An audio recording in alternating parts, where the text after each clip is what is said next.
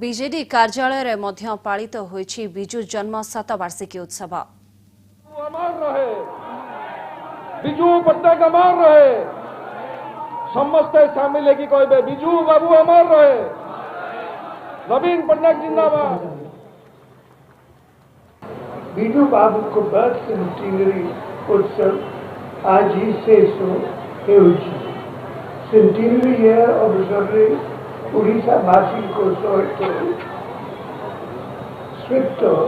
सारा विश्व में रहुथिबा ओडिया भाई और भौणी माने बिजू बाबू को प्रति से मानकर श्रद्धांजलि अर्पण कर 2000 मसीहार ओडिशा और बौद्ध मानव ओडिशा मध्य ये कह आसी इंफ्रास्ट्रक्चर में उन्नति आसी लोगों को रोजगार बढ़ी प्रोडक्शन बढ़ी नुआ नुआ निजुक्तिर सुजोग आसी शिल्प क्षेत्र में पुंजी विनियोग बढ़ी महिला मान को सफल हुई युव समाज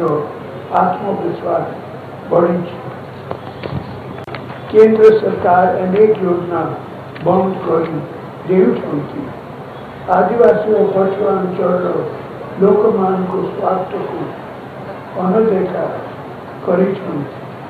किंतु आम लोगों को स्वास्थ्य को आज आगे रखी यही सब योजना विदेश पांचि जारी रखी